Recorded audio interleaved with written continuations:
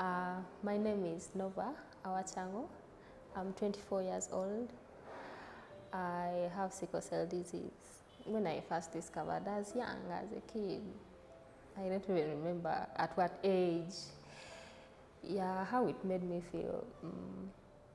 Didn't really, I didn't really change much. Like when I got to know as sickle cell, that I got to know I had sickle cell disease. As a kid, it didn't really make that big impact in my life, so life just moved on. Okay, people just, like the people around me, they just really understood me. Like they didn't really judge me much. Like, and then this discriminatory part of it, okay, I didn't really get it much because sometimes people be like, no, for you can't do this.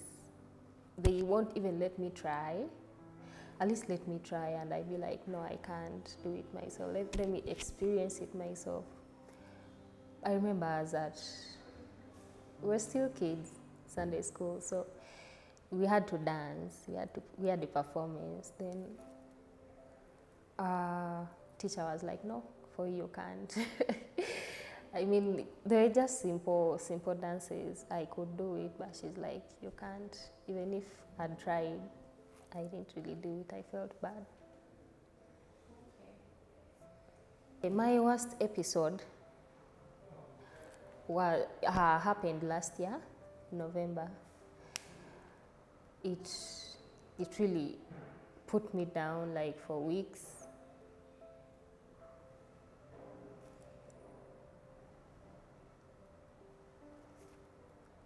It was just too much pain, and like I hadn't really experienced that much pain. I think that was my worst. I normally experience crisis like twice, 3 times a year, but it depends on like the magnitude, the size. I don't know how to grade the crisis. You understand, right? Yeah. Well, when I get into a crisis, first of all, I really need painkillers, pain medication. I need to rehydrate. I need to eat. Though sometimes it's really hard to eat when you're sick, but I need to eat. I need to especially rehydrate and take my pain medicines.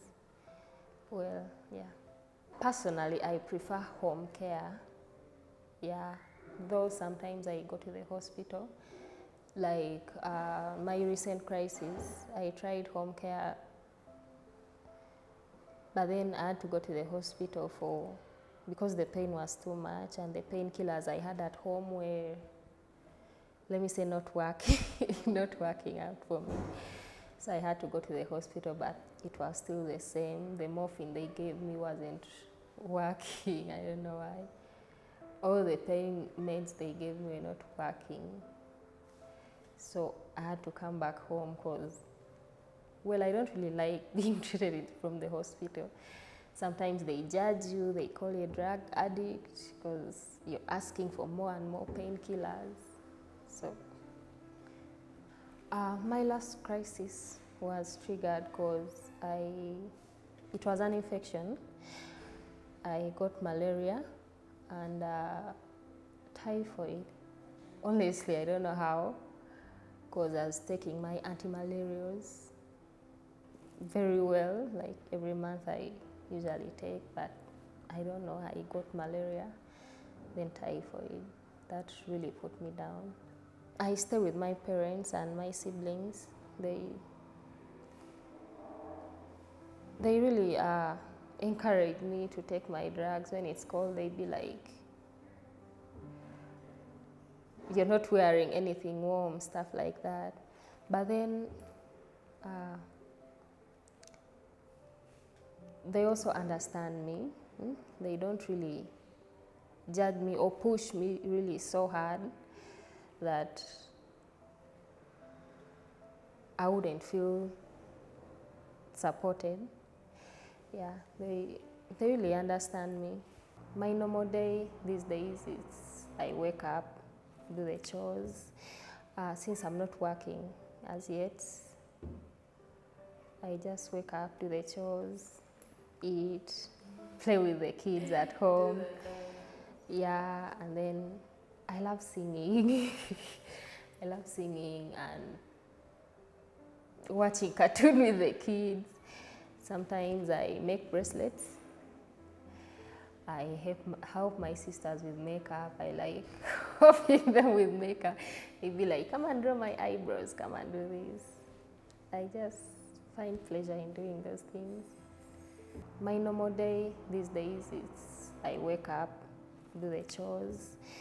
Since I'm not working as yet, I just wake up, do the chores, eat, play with the kids at home. Yeah, and then I love singing. I love singing and watching cartoon with the kids. Sometimes I make bracelets. I help my sisters with makeup. I like helping them with makeup. They'd be like, come and draw my eyebrows, come and do this.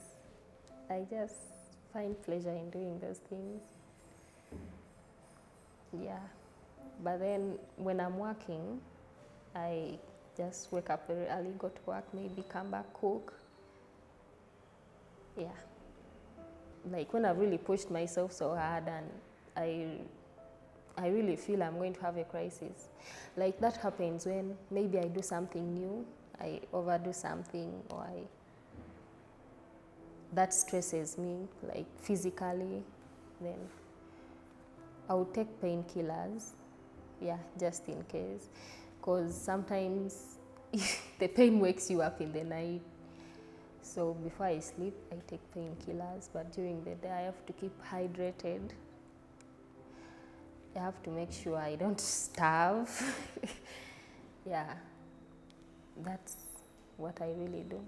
The day-to-day challenges that I face are, like sometimes I would really want to do things that other people also do. Like I would really want to play the games like other people do. I used to play netball at school, but then sometimes I just couldn't keep up with the pace and all that, the physical activity.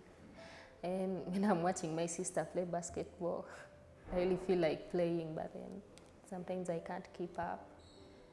When we are dancing, like I first stand to catch my breath. Like, that's what I really wish to do, but then I can't sometimes, yeah. What I've tried to accomplish, okay, I'm 24, that's an achievement. Yeah, I'm really grateful, I'm thankful to God that I'm still alive.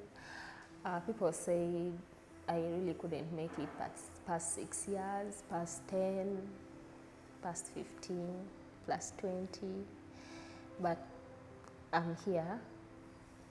Well, I managed to get done with studies.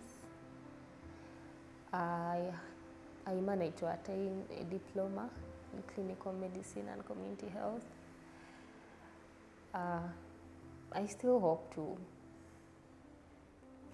achieve more. I would like to say this maybe to the medical practitioners. If your patient really has sickle cell disease and they are really asking you for more pain medications, they are not just being drug addicts. They are not faking the pain. Like someone can't really fake the pain for the whole night, 2 whole nights a week. Some, even health workers, fear to handle clients with sickle cell disease. Like my last crisis, we have a family friend who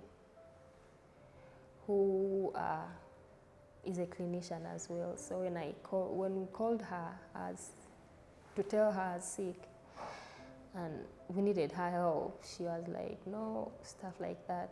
Like, she shied away. I think she was scared. It's not a disease that you're maybe supposed to be scared of. Managing it isn't really hard. And to families, having parents, having people who have sickle cell disease, they just need support.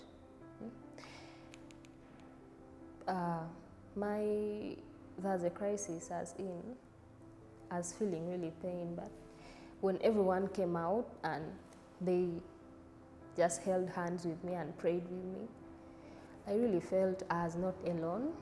I felt loved, I felt supported. Though that didn't take away the pain, but it made me feel loved. It made me feel like I'm not alone in this. That's what we need. The love from the family, the friends,